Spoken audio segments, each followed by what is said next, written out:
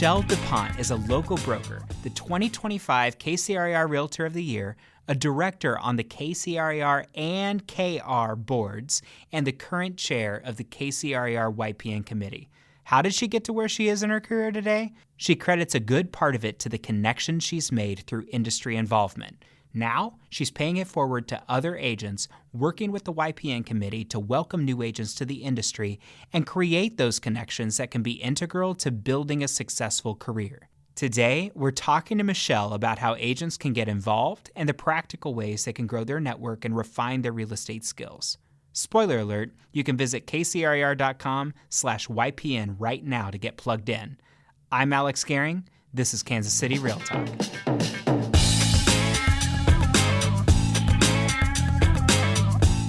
I am here with Michele DuPont. Michele, how are you doing today? I'm doing great, thanks. It's kind of cloudy and like we have a break on the 100-degree heat for just a second. It's not bad out right now. It's not we need too the rain. terribly bad out there. We do need the rain.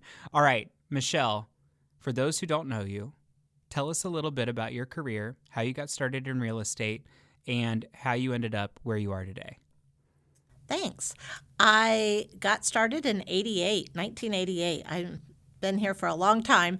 Got my license in about 2000 whenever I decided to get into new homes and started a new home career out in Olathe and Symphony Hills and went through 4 or 5 years there and then got the offer and request to become an office manager over in the Leawood office. Went to the Leawood office for Better Homes and Gardens and was there for several years, and then went back to the College Boulevard office and have been at the College Boulevard office ever since then. Awesome. Very good. And so you worked with, you and I have somewhat similar history and know some of the same people. You worked with Kathy My Copeland. great mentorships, yeah. I had Jim Burrows to begin with, Kathy Copeland, David Cooper, and now currently working under CEO of Christian Barnes. Awesome. And tell me a little bit about the way that some of those people early on influenced you and believed in you and, really promoted you within the industry. I think going all the way back to they led by example, and they led the way that they want their agents and their managers and their staff to all lead, and that is just by stepping up, being heard, and making sure that before you know what you're saying, know the history behind it. Absolutely. And so when you started under Jim Burrows, was that under Prudential then? It was Prudential. It was under Prudential. Prudential Henry Burrows. No, Prudential Summerson Burrows. Summerson Burrows.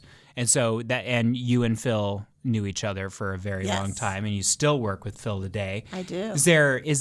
Who is Phil of the agents in your office, is he the one that you've known the longest? Of the agents in my office, yes, it would be Phil Summerson, Peggy Hellings, Rick and Susan Bowers. I've got a lot of history. You do. It's awesome. And those deep, great. long relationships since 1988. It's a really, that's a really amazing thing. And it's pretty unique in this industry Yes. for people to be so loyal together as a unit so that those relationships are so strong. It's a very cool thing. So, Michele, today you are YPN chair. Previously, you've been Forms chair. You were Forms chair last year. You are on the KCRAR board. You're on the KAR board.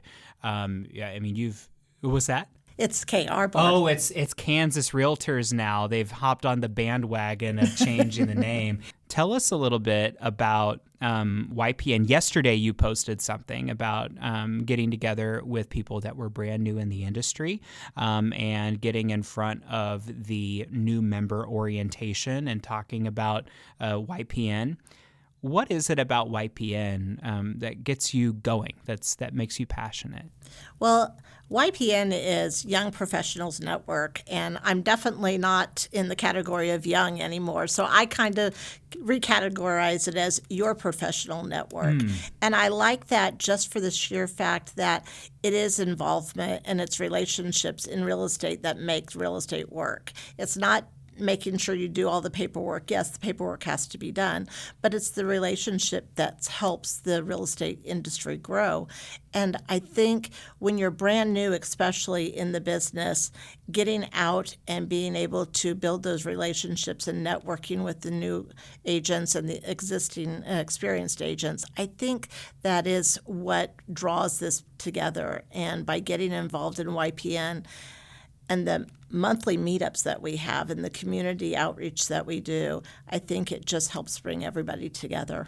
Well, and I think that that's a great opportunity. I mean, I know that you see the same thing. I see so many young people getting into this industry, and I know it doesn't matter. I mean, you can have a fantastic office culture. You can have all of that together, but ultimately it can feel a little bit lonely. And you want to see people from outside of your office too. And I know that I had enjoyed that as a member of YPN early on as well. What kind of events have you guys been having this year? What does a YPN event look like? So we have monthly meetups, and the monthly meetups are at different locations throughout the city. It's very nice that we spread them out, and so we go north, south, east, and west. I'm going to say most of them are at local breweries or wineries, local bars. But the exciting parts is when we get to do our community events. We were doing a fundraiser event, and up until 3 days before, then it got canceled at Putt Craft or Craft Putt. And so now we are excited that we'll be at the Realtor Tailgate Day at the K, and we will have a putt-putt golf course there, and anybody that wants to donate $5 can play putt-putt golf. And to be clear, it was canceled not because of anything with the association. That was because of something with the venue. Didn't it close? It closed. Like 3 days before the, yeah. So it had nothing to do with us, right? Nothing to do with us. On the venue. All right, so what about, do you have...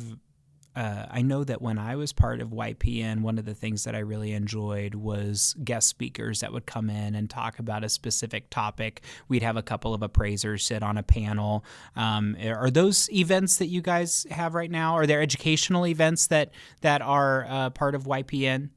We sit at some of the education events and have sponsored drinks afterwards or that. Okay. And so the goal really is to network, socialize, put a face on the other side of the transaction, so that when you're communicating with people and you're on the buy side and co-oping with somebody, you maybe know that person. That's really what the function of YPN is. Is that what you're saying? That's one of the 4 pillars. Another one of the pillars is leadership development, and we're really excited that we just offered 2 scholarships to agents that are looking to grow their business and looking to move up in the leadership. So we've offered 2 scholarships for UMKC Leadership Academy. For the UMKC Leadership Academy. And are those full ride scholarships or how much is the scholarship for? So the UMKC scholarship is for $1,000 each from YPN Committee. So which comes close to covering the whole thing, It's doesn't about it? half of it, and we do have half of the agents putting in half of their own money just to make sure that they understand it's a long program, and we want to make sure that they have the commitment there also. What do you need to have in order to qualify for one of those scholarships? The ability and the want to move up in the community, the desire to grow your business, and the financial need to need that assistance. Got it. Okay. So there aren't any like prerequisites or anything like that. You just apply and... Yeah. So it's open to any Realtor member. It is. Okay. Very good. And I assume it's that you haven't gone through the program before. Do you need to be a member of the YPN? Of YPN or for the scholarship? Yes. Okay, yes. Gotcha. So you do need to be a member of the Young Professionals Network in order to qualify for the scholarship. Yes. Got it. Very good. So let's talk about some of the leadership that's come from YPN. I know that that's been a pillar for a long time is leadership development. I know from that initial class, I know that Christian Barnes was part of the first YPN class. Started, yeah. I know that I think Michael was, Bobby was. There were a lot of people in that initial group. So can we speak a little bit to the development of leadership within YPN and what we've seen from that committee in the last couple of years? I think what it's done is it's a starting space where a lot of the committees do require some kind of background and some kind of prior existence. The YPN is a great starting place. It's get your foot in the door, build the confidence, build the relationships, and see what goes on throughout the entire industry. And then as you do that, you realize that you want to be more and more involved. And I think that helps to build the leadership that direction. Got it. Very good. You mentioned 4 pillars. What are the other pillars? Education, community involvement, leadership development, and... Don't worry, Amber's got it. I would say. You're fine.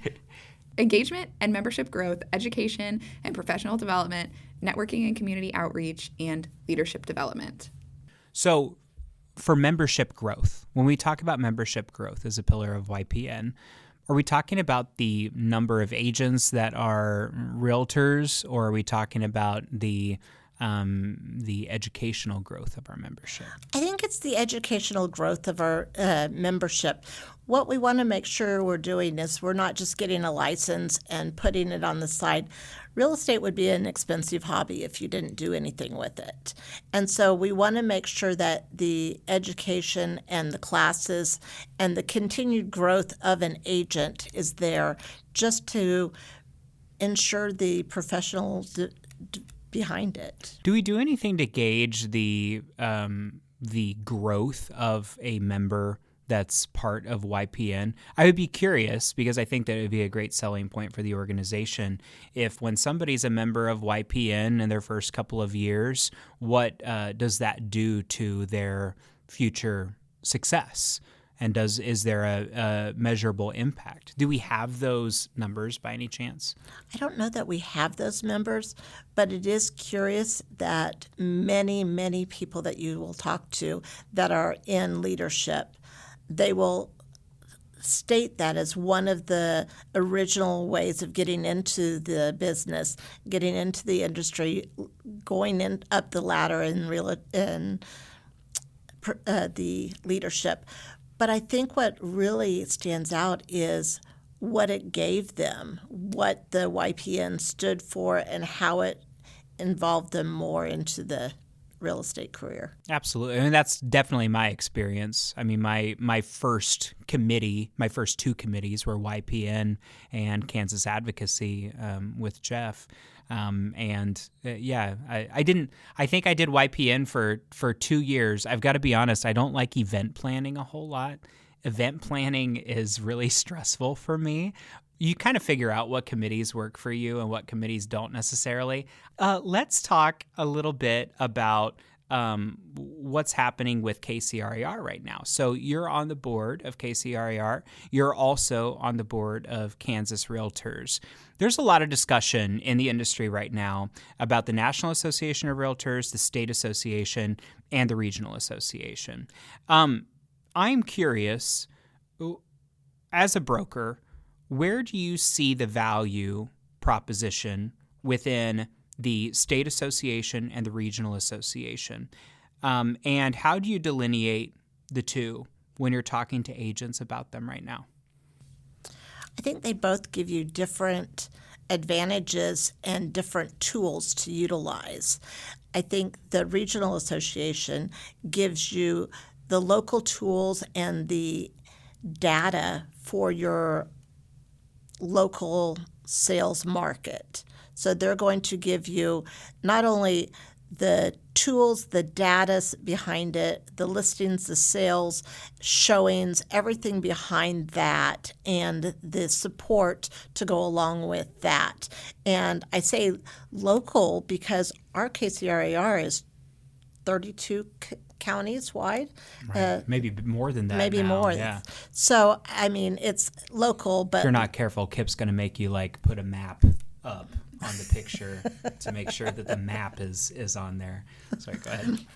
And the state level gets a little bit broader range just because it does include, and you don't want to always put politics into real estate, but it does include some more politics. And whenever you go to the state level, it's very curious to hear what else is out there. And the fact that our board is such a large board, not every board in Kansas is a large board. Mm-hmm. And so being able to see real estate through the smaller eyes and the more rural communities and the statewide level is a different aspect. Yeah, those different perspectives are really important, and it's certainly something that our members here are going to have a hard time doing without engaging in Kansas realtors.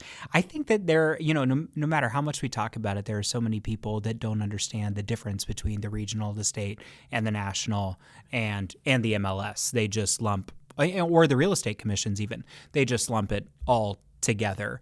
And I think that the value propositions as a result have become a little bit muddy. Yeah. Is that your feeling as well? Agreed. When you talk about one or the other, it is very difficult to say, what does that do for me? Why am I paying all of these dues? And dues are coming up here in November, and why am I paying all of these dues? Do they really work for me? And until you're on the board, until you're going to the events and being a part of that, that's when you find out, yeah, they really are out there working for you. As a director of both of those organizations, is there something that you feel those organizations could do, one of those organizations being the organization that hosts this podcast, is there something that one of those organizations could do that might help articulate that value to the non-board member realtors?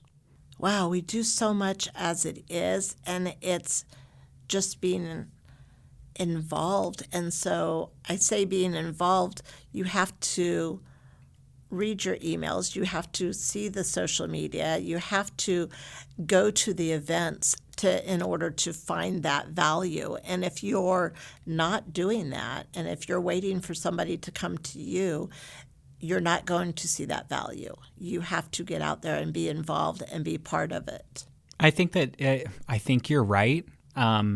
But and I know that you know all these people, but I think back to when I was getting started, and I had Christian, and I had Cindy Cunningham and Judy Miller, and of course Daryl, really pushing me and encouraging me to understand more of the association and to get involved. And so, in a sense, somebody kind of did for me.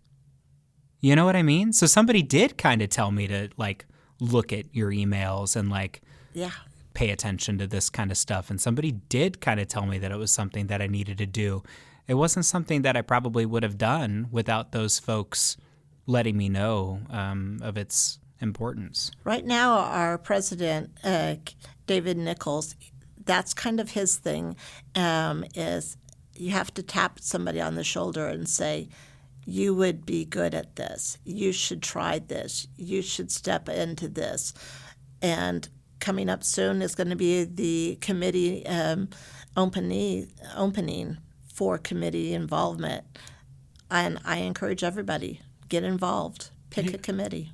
Absolutely. And it seems like YPN is a great avenue for that involvement as well. I mean, there's no, like you said, there's no prerequisite. There's nothing that you have to have accomplished to be part of the Young Professionals Network. You just have to be a Realtor member.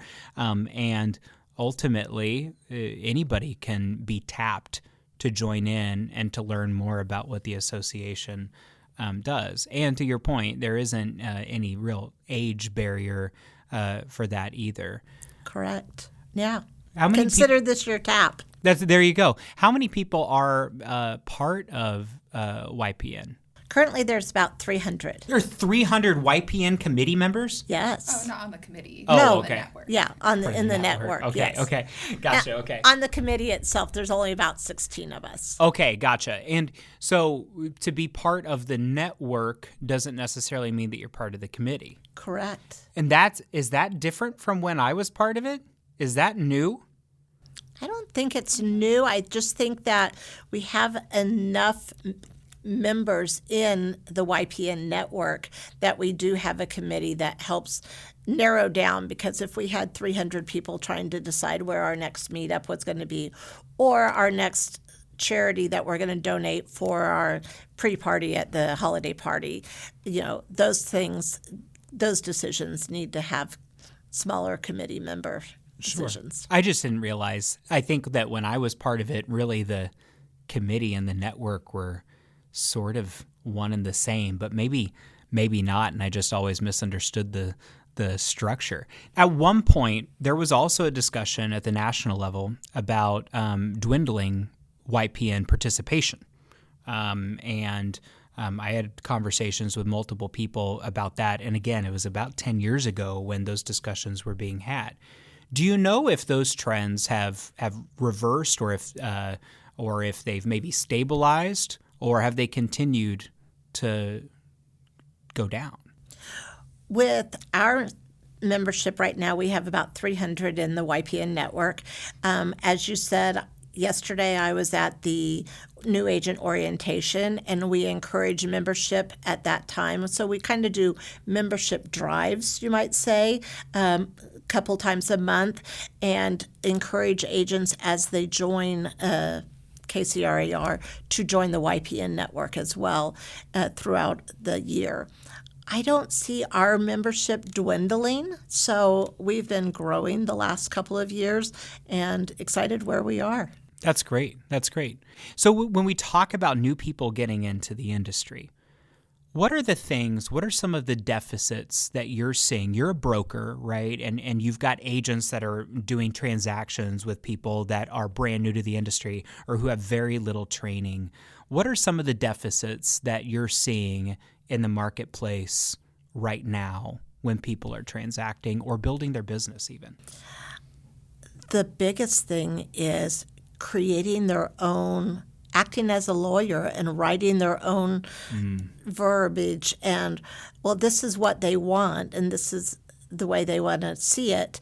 Well, just because we're given forms from the association, and as the forms committee, we sit on those committees and we decipher the forms, and it's for the good of all on those forms. And when agents start creating and writing their own terminology in it, and it's sometimes vague, purposely or non-purposely, it's vague. And whenever those vague writings happen and something goes wrong, and in the famous words of Kathy Copeland, it's never a problem until it's a problem. Right. That's when I think the training comes out and the helping and assisting the agents comes into play, is because somebody has taken upon themselves to write their own terminology the way they see it, or allowed somebody to cross through a paragraph not knowing the reason or the meaning behind the paragraph or the history behind it, and their client didn't like it, so they took it out. So obviously that's sort of an ethical complaint right there. Absolutely. It's not, that isn't great. Are there other ethical gaps that you see in new agents that are getting started in the industry right now? Wow, that's a loaded question, Alex. I don't know that they do it on purpose. I think there are some ethical issues and challenges that come up, and I don't know that everyone does it on purpose, but we all need to remember that there are Ring doorbells and there are cameras in homes, and whether they acknowledge and agree with what their client is saying, sometimes by not saying anything to the client, and not acknowledging that what the client is saying is wrong. Sometimes that, I think, in itself is an ethical violation as well. It might be. It might be. I agree with you. It certainly can be. Do you think that there is a level of bias that experienced agents put against young professionals that get started in this business? I know that we all talk about the agents that throw their tenure around and the years of experience that they have around every opportunity that they get. But do you feel like there's truly a little bit of a bias against new people that are getting started in this business? I would really like to say no. I would really like to say that I believe enough in the industry and our association and our membership that the people see a new agent and see that they're needing help. This may be their first transaction. Not everybody has a broker or a mentor or a team lead that they could run to. And I'd like to say that our membership steps up and says, I remember when. This is how we're going to do it, and reaches out and helps that agent. I'd like to say that's how it happens. Do you think that veteran agents want new people inside of the business? Absolutely. Absolutely. I think, one, they're getting tired, but two, there's so much that can be said that is the difference between experience and the new technology. And I have a lot of experience in my office, and I have a lot of new agents that are using technology that the experienced agents are not utilizing. And I think that there's a benefit to both. I think the new technology is amazing, and being able to bring that into business and being able to find out how you use that in order to grow their own business as a newer agent is awesome. The experienced agents will tell you, we did things in cars. We built our relationships by driving clients around all the time. We went to their houses and did contracts over dinner tables and everything. Sometimes now with all the dot loop and everything else, all the electronic signatures, you may not even see a client for a couple of weeks. And that's not the way we used to do things. And so I think there's a difference on both sides, that the experience will tell you, I built my business on referral because I was with them for the last 6 months every day. And the newer agents will say, we did things efficiently and speedy because we have the technology that we can do it that way. Yeah. What do you think the biggest mistake is that a new agent can make? That not just new, but somebody that's part of this like younger generation that's getting into the business. What's the biggest mistake that you're seeing somebody in that demographic make when they're getting started? Using the phone for texting only. You can actually make phone calls. You can make phone calls and talk. And sometimes hearing the dialect or dilection of the voice, hearing that is different than seeing it on text. And I think a lot of people want to text everything, and I think they need to pick up the phone and call. Yeah, I agree with that. And I also think that if you look at surveys, the consumer wants you to pick up the phone and call too. Yes. I think we make an assumption that, and that's true of like all age groups, I think we make an assumption that young people don't necessarily want to pick up the phone when you call them. And I don't think that that's only a young people thing. I think that that is all across the board. I certainly have a lot of agents that I've experienced in the past who love to text when it would be way better to be a phone call. And I mean, and maybe I'm the only one that gets these, but like 3-paragraph long text messages sometimes from agents, and it's like, just call me. Well, it's quite funny because you'll get those 3-paragraph long, and then they'll end it with, sorry, this was talk to text. And I'm like, so why didn't you just talk? Yeah, no kidding, exactly. Call me and talk to me. I think that's the biggest thing, is making sure that you're personal and you're out there communicating. Yeah. What do you think about Where do you think social media is at right now for young people? For a long time, when young people were getting inside of this business, we talked a lot about social media and social media marketing. Is that something that you're seeing some success with younger agents, or is there something else that younger agents are utilizing that might be the next frontier? I do think that social media is still a very strong marketing tool that the agents use. I think they can use it not only for their listings and that they're utilizing, but for their personal marketing and making sure that clients see them at all levels. And it's not just on Facebook, it's on Instagram, it's on TikTok, it's on LinkedIn. LinkedIn is a professional level, and so you're not going to see all your videos and memes and all everything, but you're going to see the professional level, and that's where some of your buyers are coming through too.